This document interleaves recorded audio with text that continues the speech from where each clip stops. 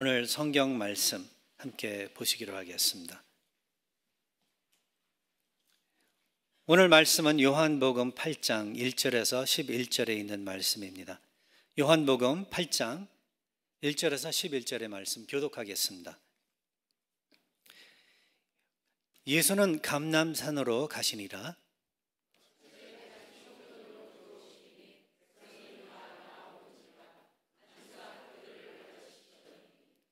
서기관들과 바리새인들이 음행 중에 잡힌 여자를 끌고 와서 가운데 세우고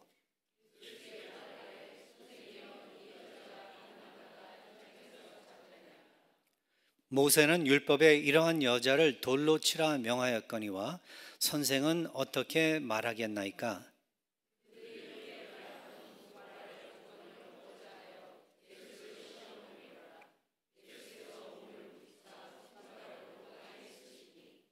그들이 묻기를 마지 아니하는지라. 이에 일어나 이르시되 너희 중에 죄 없는 자가 먼저 돌로 치라 하시고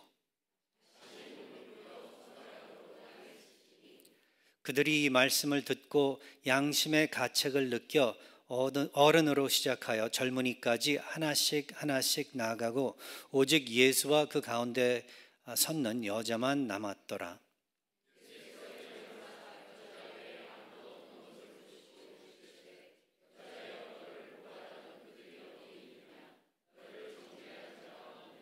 함께 읽으시겠습니다. 대답하되 주여 없나이다.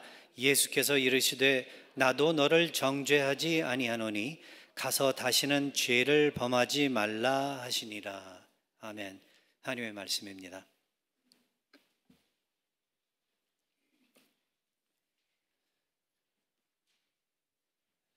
오늘 읽은 이 본문의 말씀은 요한복음 8장에 있는 말씀입니다. 8장 1절서부터 11절에 있는 말씀인데요.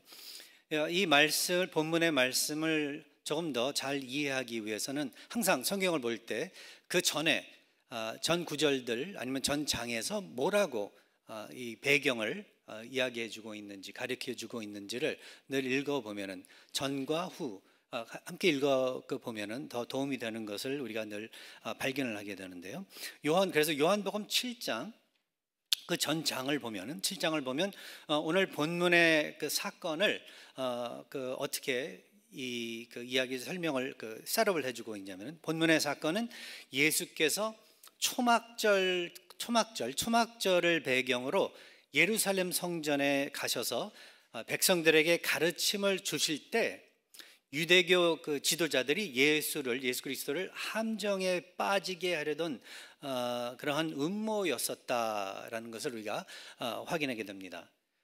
그래서 오늘 본문 8장 6절이 이 사실을 또 다시 한번 그렇게 설명을 해주고 있죠. 8장 6절에 가서 그들이 이렇게 말하면 고발할 조건을 얻고자 그렇게 하여 예수를 시험함이로다. 그렇게 이야기를 해주고 있습니다. 그래서 이게 예수 그리스도를 함정에 빠지게 하려던 음모였다. 어떻게 건수를 만들어서 그를 체포할 수 있을까?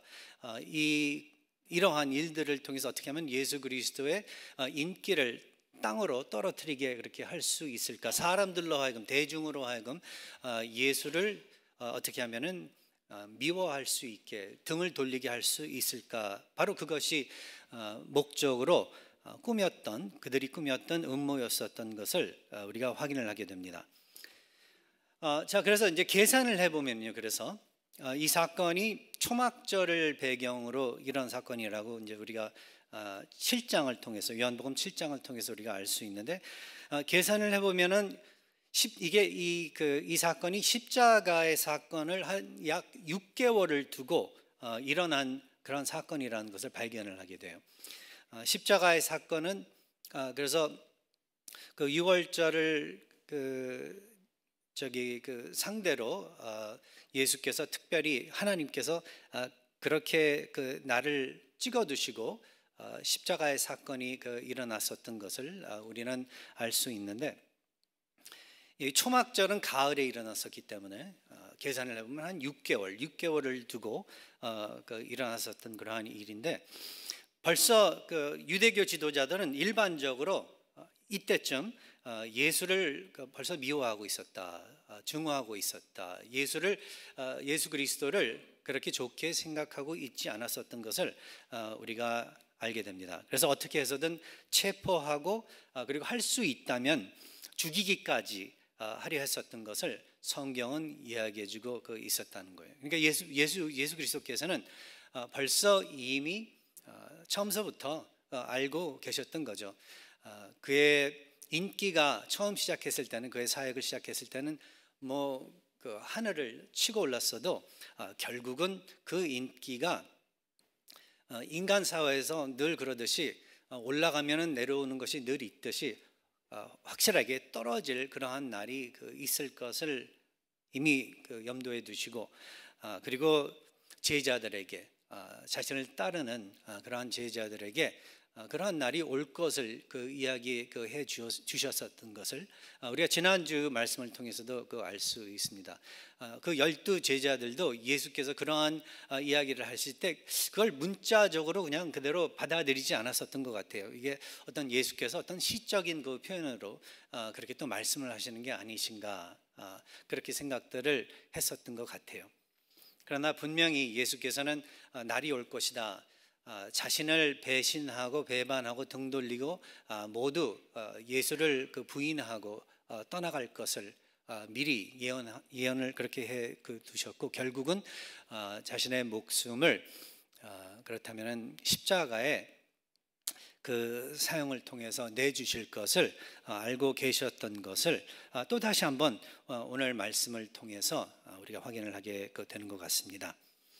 그래서 예수를 그렇게 증오해서 어떻게 해서든지 체포하고 할 수 있으면은 사형까지, 죽이기까지 하려고 했었던 것을 성경은 이야기해 주면서 이들은 그러니까 유대인 이 지도자들은, 그렇죠? 오늘 여기 나오고 있는 서기관들과 바리새인들, 이들은 겉으로 보기에는 하나님을 잘 섬기고 하나님의 뜻을 대표하는 그러한 무리로서 자기 자신들을 보이려고 그렇게 노력했지만, 그러나 속은 마귀의 성격을 닮아 마귀의 의도를 따라 백성을 잘못 인도하고 그러한 마음으로서 그렇게 하루하루의 그러한 생활을 하고 있었던 것을 본문은 우리에게 알려주고 있는 것입니다.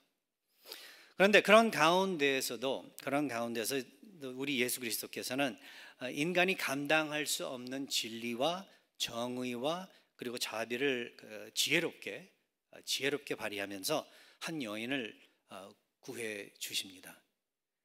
이게 아주 너무나도 중요한 또 복음의 사실인 것을 우리는 같이 함께 기억하면서 오늘 말씀을 대해보았으면 좋겠습니다.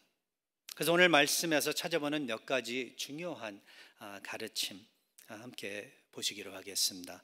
첫 번째, 우리가 여기서 찾아볼 수 있는 것은 늘 말씀드리는 거지만 지난주 베드로의 마지막 사건, 그의 큰 예수 그리스도께서 돌아가시기 이전에 있었던 그 큰 사건, 자신의 큰 실수, 그의 죄, 그것을 통해서도 우리가 살펴보았지만 또 다시 한번 여기서 우리가 발견하는 것은 인간은 다 죄인이라는 것.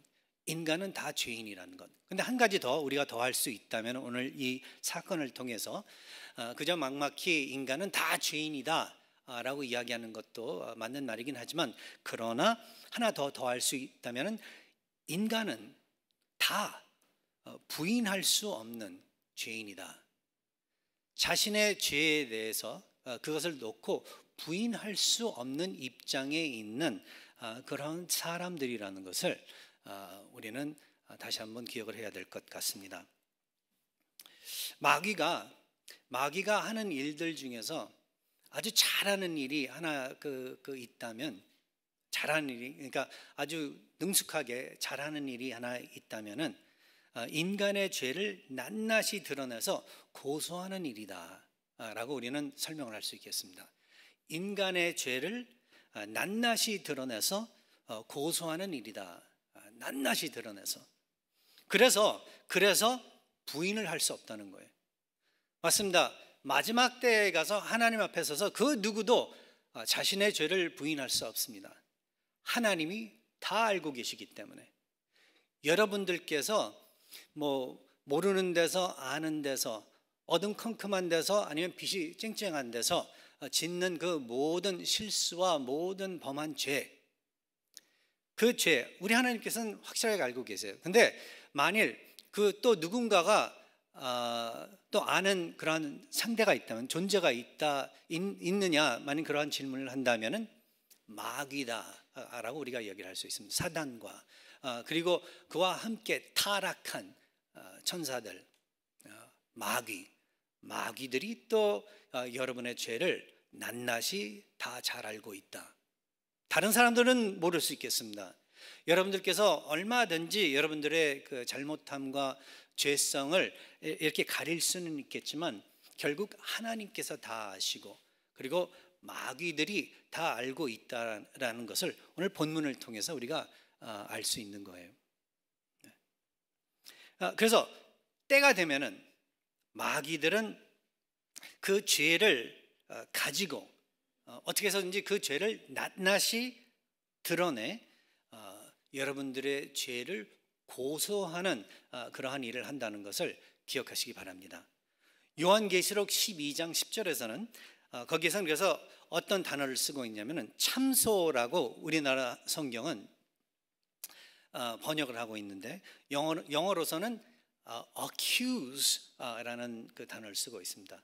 accuse라는 단어를 그저 그냥 문자 그대로 제가 이 번역을 했을 때, 사전을 보고 번역을 했을 때 고소한다, 고발한다, 고소한다라고 그렇게 번역을 할 수 있는데 우리나라 성경이 이런 면에서는 번역을 좀 더 구체적으로 더 이해하기 쉽게 한 것 같아요. 참소한다. 이 뜻은 남을 헐뜯어서 죄가 있는 것처럼 꾸며 윗사람에게 고하여 바치는 그러한 일이라고 사전은 그렇게 정의를 내려주고 있는데요. 이게 바로 맞는 것 같아요. 사탄이 없는 것을 만들어내 가지고 그 사람들을 고소해서 그 사람들로 하여금 정죄 당하게, 그래서 망하게 만드는 일도 하지만, 그런데 사실 없는 일을 만들어 가지고 고소하는 그러한 방법은 오래 가지를 못해요. 왜냐하면 결국은 진실이 밝혀지게 그렇게 돼 있기 때문에. 그런데 더 효율 있게 효과적으로 할 수 있다면은 있는 죄를 가지고 그것을 가지고서 더욱더 크게 드러내서, 아니면 그 있는 죄를 더욱더 불려서 그렇게 드러내면서 사람들로 하여금 불신임하게 그렇게 만드는, 다른 사람들로 하여금 손가락질 더하게 만드는 그러한 방법을 사용을 해가지고 그래가지고 사실 요만한 죄를 가지고 이렇게 더 크게 그렇게 만들어서 윗사람에게 고하여 바치는, 그러니까 한마디로 말해서 하나님한테 그걸 가지고 이 친구, 이 사람, 이 여자 죽어 마땅하다고 그렇게 고발을 하는 거예요. 고소를 하는 거예요. 그리고 그 고소가, 한 학자는 어떻게 이야기를 하냐면은 이 전 우주에 들리도록 그렇게 고소를 하고 있다. 그러니까 얼마나 크게 고소를 하고 있냐면은 내 자신이 그 고소가 들리도록, 그리고 그 고소를 듣고 아무 일도 하지 못하도록, 특별히 믿는 사람들이 자신의 죄를 고발하는 그 마귀의 음성을 영적으로 들어가면서 결국은 하나님의 일을 제대로 하지 못하게 그렇게 되는 그러한 결과가 난다라는 그러한 말을 한 적도 있습니다. 어떻건 목적은 인간을 망하게 하려는 것이 목적이라는 것. 목적은 하나님의 백성들이 하나님의 백성으로서 제대로 살지 못하게 그렇게 하는 것이 목적이라는 것을 우리는 알 수 있겠습니다. 성경을 통해서 우리가 알 수 있는 게 그 누구도 의인은 하나도 없다고 그렇게 이야기를 하고 있는데 그 뜻은 무엇인가 하면은 인간이라면은 단 한 명도 빠짐없이 다 죄를 지었다는 거예요. 하나님의 율법을 어겼다는 것, 크게 작게 많이 아니면 조금 상관없이 하여간 하나님의 율법을 지키지 못해서 그래서 다 그 죄를 짓게 된 것이다. 그래서 의로운 사람은 하나도 없다.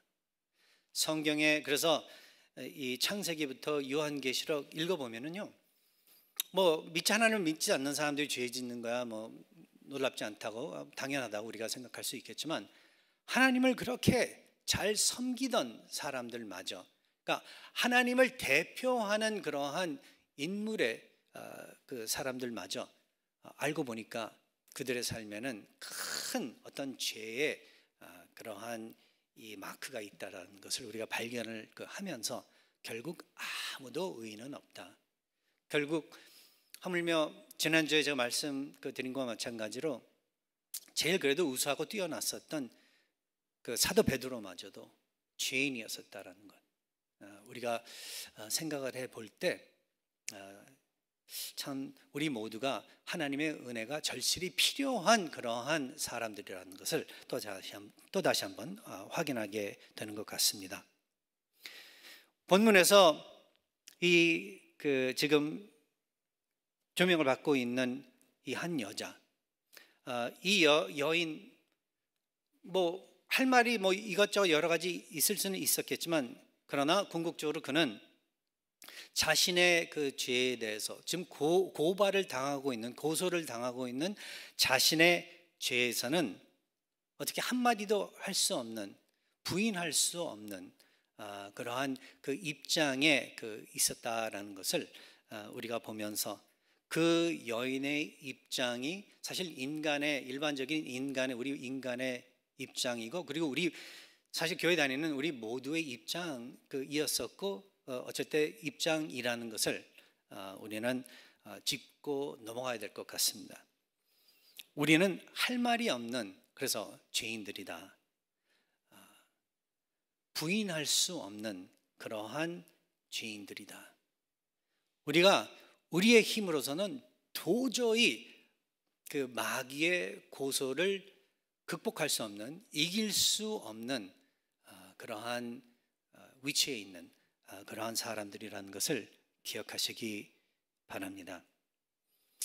간음의 죄, 간음같이 그렇게 중요시 그렇게 무섭게 다루는 죄들이 별로 없었던 것을 마치 누구를 살인한 것과 같은 무게의 그 죄였었다는 것을 우리가 성경을 통해서 읽어볼 때 너무나도 심각하고 그날 바로 그 자리에서 얼마든지 죽음을 당할 수 있었던, 돌에 맞아 죽을 수 있었던 처지의 여인이었었던 것을 우리는 생각을 해볼 때 단 한마디도 말을 할 수 없었다라는 것은 철저하게 마귀가 이 여인을 죽이려고 그렇게 작정을 하고 있었다라는 것을 우리가 또 발견을 하게 됩니다.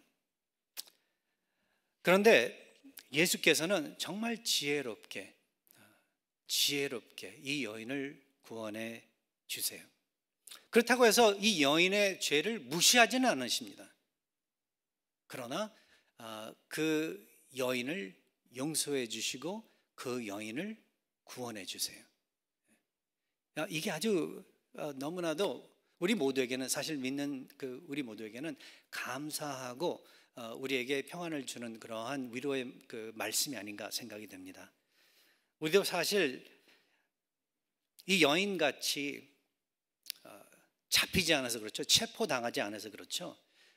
이 여인같이 잡혀서 끌려서 고소당하면서 우리의 죄가 공개되지 않아서 그렇죠. 우리 다 비슷한 수준의 죄인들이라는 것을 다 알고 있을 거예요. 오로지 하나님의 은혜로서, 또 다시 한번 예수 그리스도의 이러하신 지혜로서 우리가 늘 하루하루를 살아가고 있다는 것을 기억하시기 바랍니다. 그래서 이 본문의 여인 잘한 거 하나도 없다라는 것을 우리가 짚고 넘어가야 될 것 같습니다. 만약 우리가 그냥 그렇지 않고 넘어간다면 이 여인이 사실은 의로운 여인이었었는데 억울하게 누명을 쓰고 이렇게 당하고 있었다라고 생각을 하고 넘어갈 수가 있겠어요. 그런데 확실한 것은 이 여인이 죄를 지었다는 것, 간음의 죄, 그 죄를 부인할 수 없도록 확실하게 죄를 지었었다라는 것을 우리가 짚고 넘어가야 될 것 같습니다.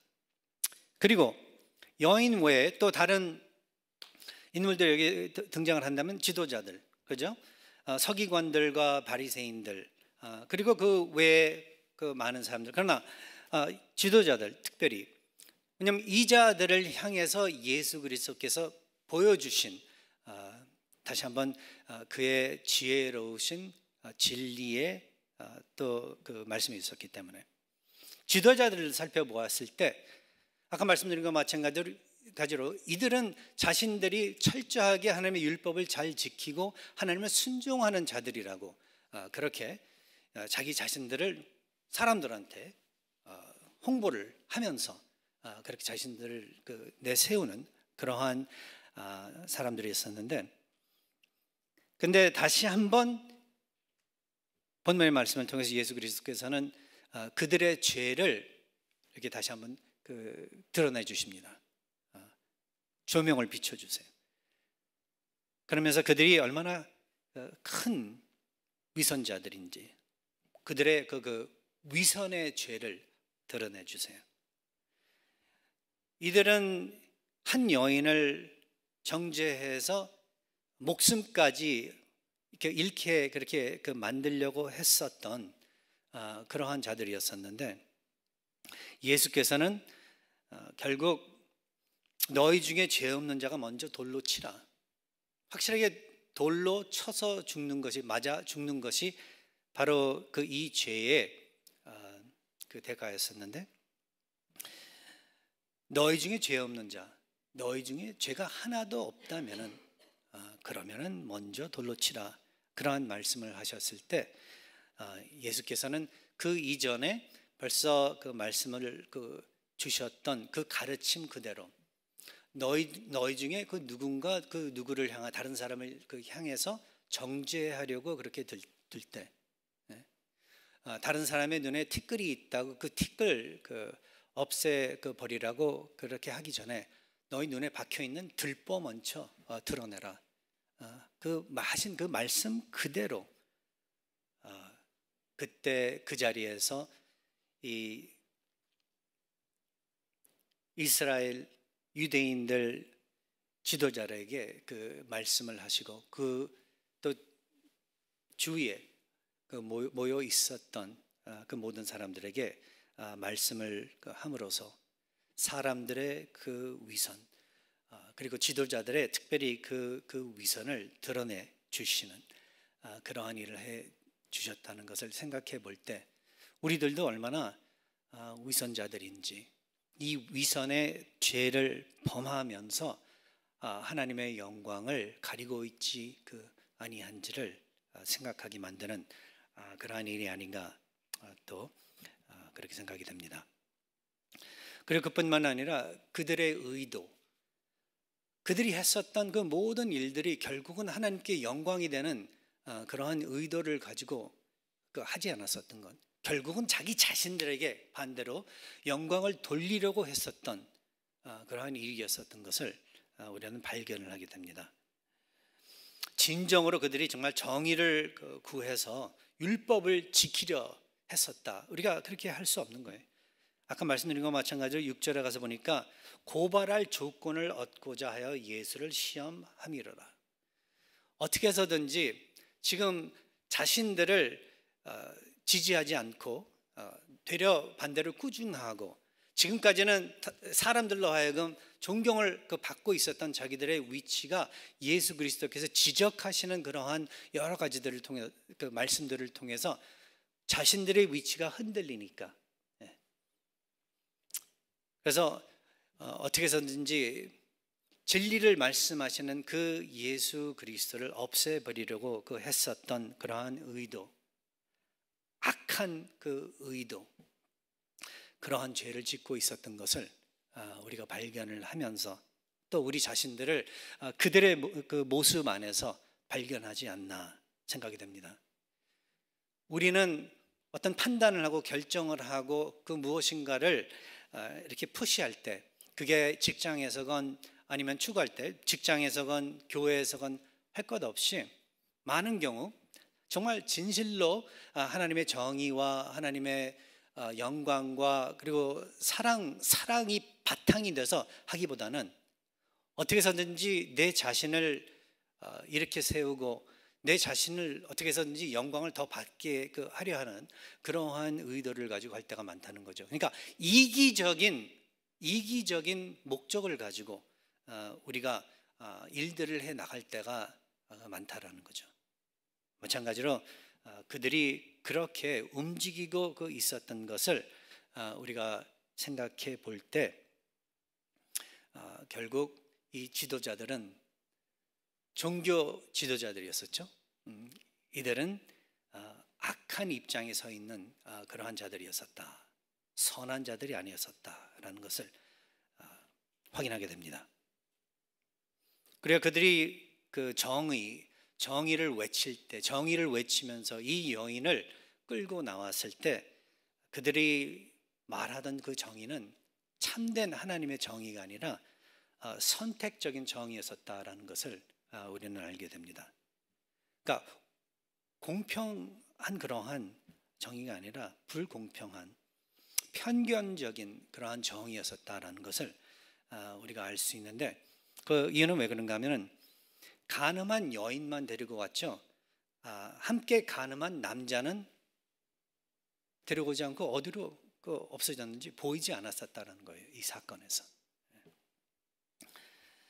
예수 그리스도께서 늘 가르쳐 주셨던 그 진리와 하나님의 정의와는 정반대되는, 하나님의 정의는 정말 마지막 때에 가서 확실하게 그 모두에게 똑같이 그렇게 이것이 적용되게 그렇게 될 것이라는 것을 성경은 이야기해 주면서 그와 반대의 정의를 그들은 사용하고 있었다라는 것을 보면서 또 다시 한번 이들은 마귀의 의도에 따라 이스라엘 백성들을 지배하고 있었다라는 것을 우리가 알 수 있습니다.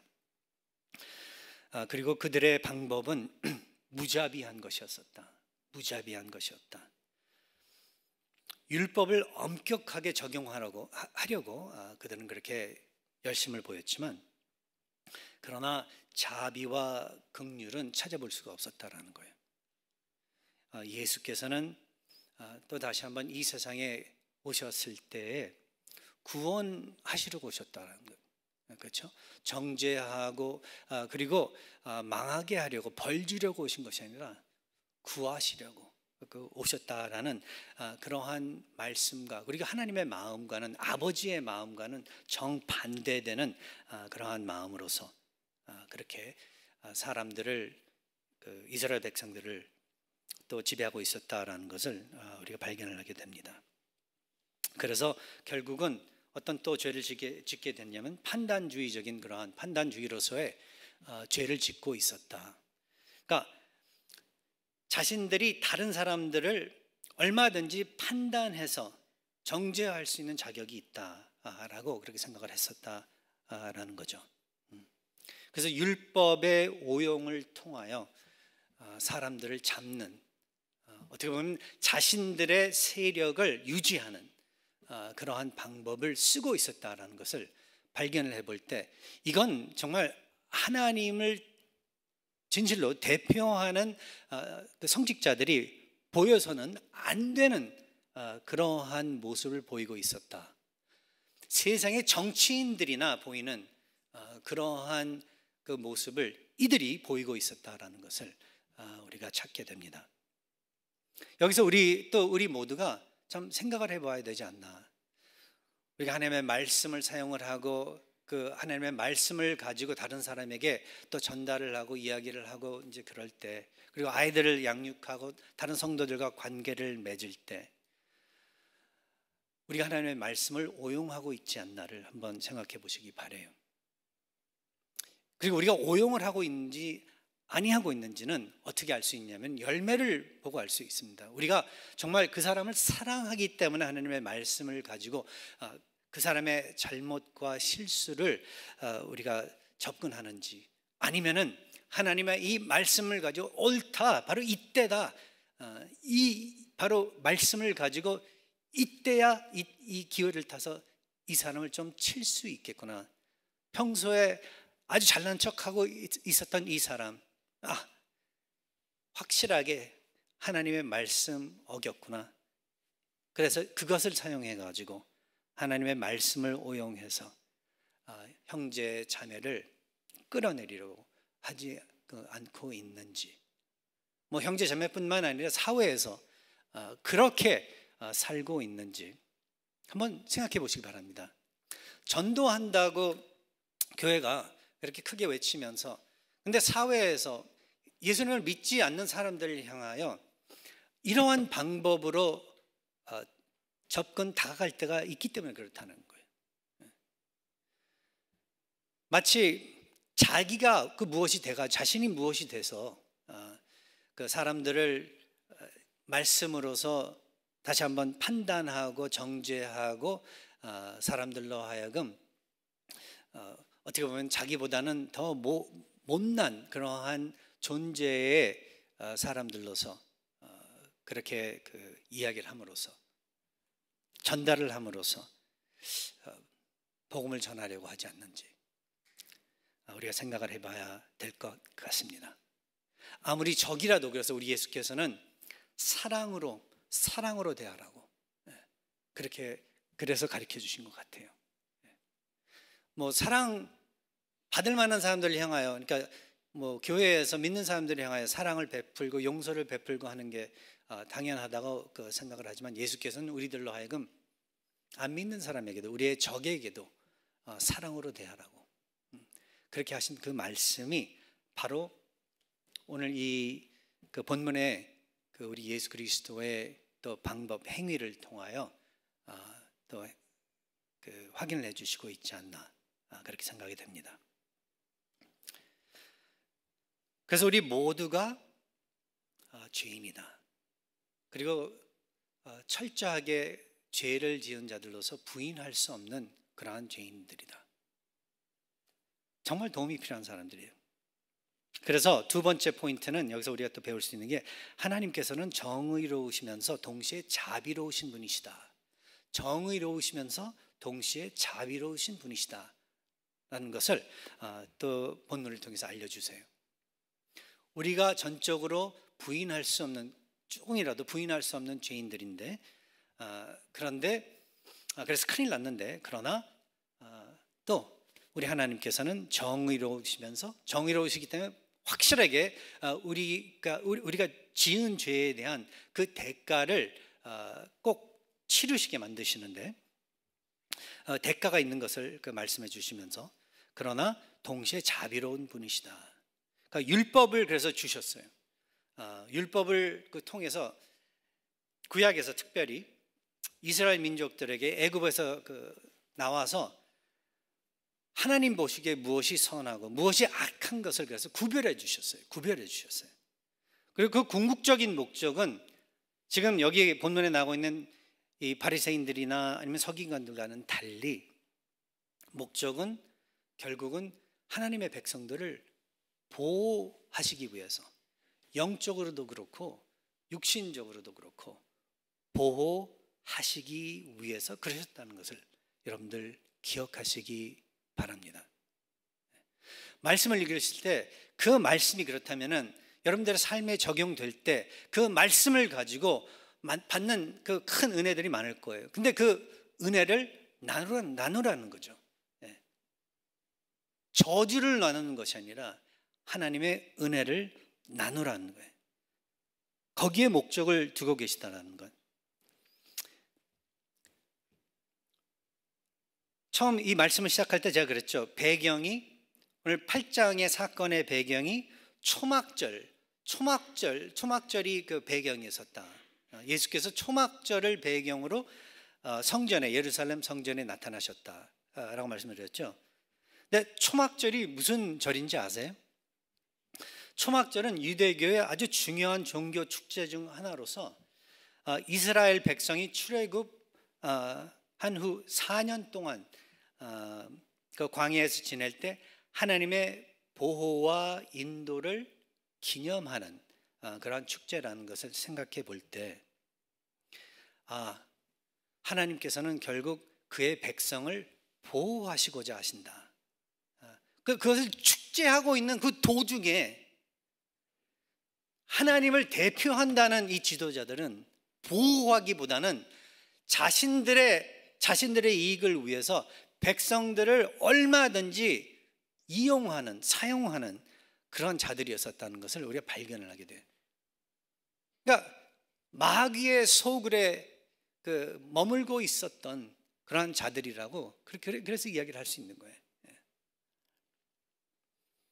이 여인이 아무리 잘못을 했었을지라도 그들이 공리를 했었어야 됐었던 것은 어떻게 하면은 하나님의 그 영화로우심도 높이면서 동시에 어떻게 하나님의 자비를 찾아 이 여인을 구할 수 있을까가 목적이 됐어야 됐었는데 그랬던 것이 아니라 처음서부터 바로 그럴 만한 죄를 지을 여인을 구해서 찾아서 바로 그 함정을 만들었었던 것을 우리가 찾아볼 때 얼마나 악한지를 우리가 그들이 악했었던지를 악한 마음을 품고 있었던지를 우리가 알 수 있습니다.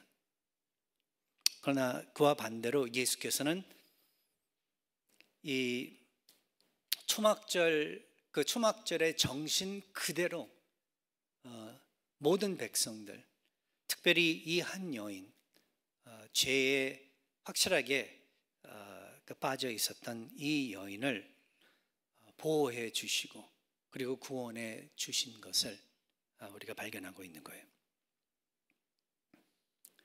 그러면서 마지막으로 우리가 알 수 있는 것은 하나님께서는 그래서 희생적인 사랑을 하시는 분이시다. 모든 죄에는 대가가 있습니다. 그리고 그 대가가 있다라는 뜻은 누군가 그 대가를 치러야 된다는 것. 하나님 보시기에 죄가 있으면 대가가 있는데 그 대가는 그냥 넘길 수 없다는 것. 그냥 없는 것 같이 그렇게 하자, 그렇게 할 수 없다라는 것을 성경은 확실하게 얘기해 주고 있습니다. 그래서 죄가 있는데 그 죄에 따르는 대가가 또 있는데 그 대가를 누군가 반드시 치러야 되는데 공평한 것은 죄를 지은 자가 그렇다면 그 대가를 치르는 그것이 공평하고 올바른 그 일인데, 그러나 그렇게 되면은 너무 불쌍하지 않아요? 너무 불쌍하지 않아요? 너무 무섭지 않습니까? 그러니까 우리를 그 여인의 입장에 두고 생각을 해본다면은 얼마나 무섭고 두렵고 어떻게 보면 불쌍한 그러한 일이 아니겠습니까? 죄를 지을 때 알고서 짓는 죄도 있지만 모르고 짓는 죄도 있고 알고는 있지만 육신이 너무 약해서 짓는 그러한 경우도 있는가 하면은 또 사기당해서 아니면은 그 마귀의 아니면 그 누군가의 어떤 달콤한 그러한 그 음성을 통하여 거기에 이기지 못해서 우리가 넘어갈 때도 있지 않습니까? 이유가 많아요. 그러나 연약한 우리들, 사도 베드로마저 정말 그 예수 그리스도를 부인하는, 3번이나 부인하는 그러한 실수, 그러한 죄를 범했었던 것과 마찬가지로 우리들도 얼마든지 그 죄를 범하면서 돌에 맞아 죽어 마땅한 그러한 입장에 서 있을 때가 늘 있다라는 것을 생각해 볼 때, 정말 끔찍하다라는 생각이 들 거예요. 근데 우리 하나님께서는 독생자 예수 그리스도를 이 세상에 보내주시고, 예수께서는 이제 그 말씀, 그 사역을 감당하시려 이 세상에 오셔서 이제 6개월을 두시고 벌써 이 여인을 구원하시고자 그렇게 마음에 두시고 그 여인을 구원해 주신 거예요. 다른 사람들로부터, 그리고 마귀로부터, 하나님의, 그리고 그보다 더 무서운 하나님의 정죄로부터 그 여인을 구원해 주셨다라는 것 생각해 보시기 바랍니다. 대가를 자신이 치르실 것을 벌써 아시고 그렇게 해주셨다라는 우리 본문의 말씀. 그러면서 자, 내가 너를 위해서 죽을 텐데, 너를 위해서 너의 죄의 대가를 내가 치를 텐데, 너는 이제 내가 너를 정죄하지 아니하노니 가서 다시는 죄를 범하지 말라. 오늘도 우리에게 이렇게 말씀을 하고 계세요. 오늘도 이렇게 말씀을 하고 계십니다. 내가 너희들의 죄의 대가를 내가 치렀으니 너희는 다시는 죄를 범하지 말라. 그러니까 하나님의 자비를 쉽게 생각하지 말라라는 거예요. 가볍게 그렇게 다루지 말라라는 거죠. 내가 실수를 범했다면, 내가 죄를 과거에 지었었더라면 이제 앞을 향하여 나갈 때 나의 지은 죄에 대해 정말 진심으로 미안하게 생각하고 회개하고 앞으로 그러지 아니할 것을 다짐하면서 하나님의 그 말씀대로 살아가고자 그렇게 헌신하는 그런 하나님의 백성들이 되라라는 예수님의 말씀입니다. 제가 이 자리에 서서 여러분들에게 그래서 전해드릴 수 있는 정말 메시지는, 복음의 메시지는, 정말 우리는 다 죄인들이지만 그러나 하나님의 정말 은혜를 입어 구원받은 그러한 그 사람들이라는 것. 그래서 그 누구를 보고서도 정죄할 수 없는 입장의 사람들이라는 것.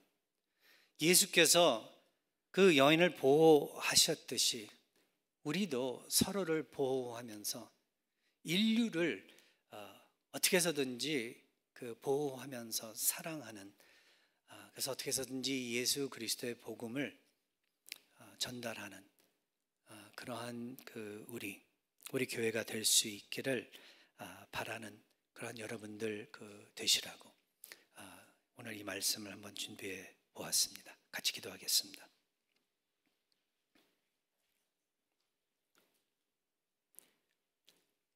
하나님 아버지, 저희들을 늘